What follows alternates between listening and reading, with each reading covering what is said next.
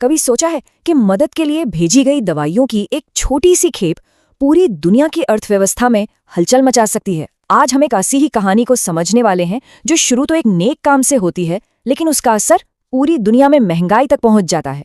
ये शब्द ईरान के दूतावास के हैं, भारत का धन्यवाद करते हुए।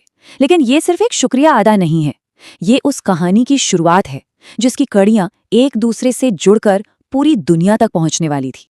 तो आखिर ये पूरी कहानी शुरू कहाँ से हुई, चलिए देखते हैं। देखिए, इसकी शुरुआत होती है भारत के एक मानवीय कदम से। उस वक्त ईरान युद्ध से जूझ रहा था और वहां दवाइयों की जबरदस्त किल्लत हो गई थी। ऐसे में भारत ने मदद का हाथ बढ़ाया और मेडिकल सप्लाई की पहली खेप भेजी। ये मदद सीधे ईरानी रेड क्रिसेंट सोसाइटी तक पहुंचाई गई ताकि घायलों की जान बचाई जा सके। पर यह सब कुछ हो रहा था एक ऐसी जगह पर जो बहुत ही संवेदनशील और कह सकते हैं रणनीतिक रूप से दुनिया के लिए बेहद जरूरी है। ये जगह थी हॉर्मुज़ जलडमरू मध्य।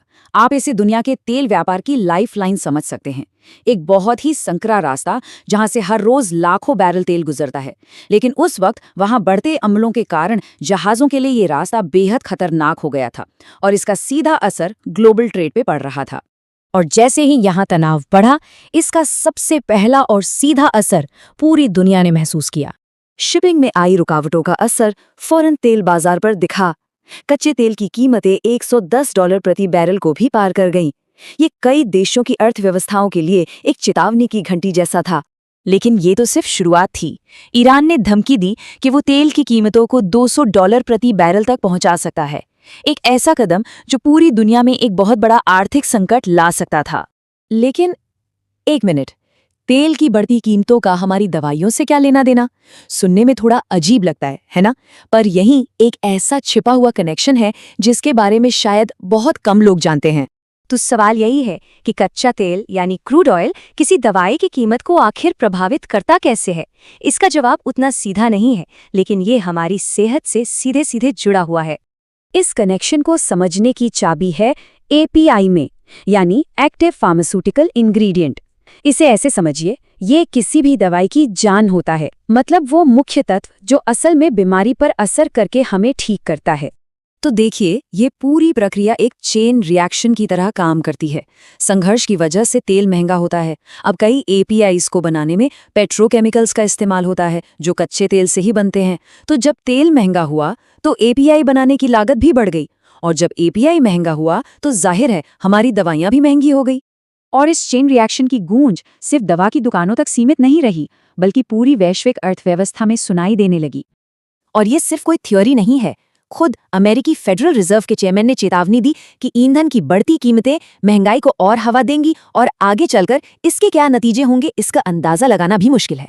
और इसका असर दुनिया भर में दिखने भी लगा था। पाकिस्तान में पेट्रोल की कीमतों में 25% की भारी बढ़ोतरी हुई, अमेरिका में 24% और चीन में भी 10% का इजाफा हुआ।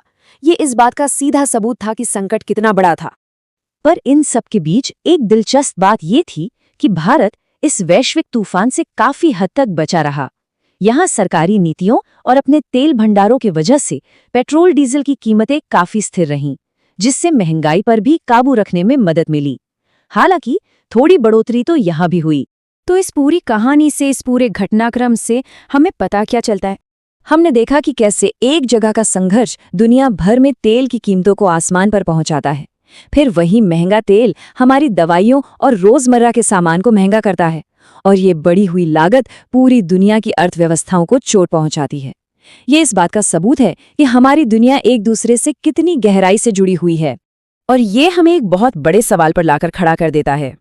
आज की इस हाइपर कनेक्टेड दुनिया में क्या कोई भी संघर्ष वाकई में सिर्फ स्थानीय हो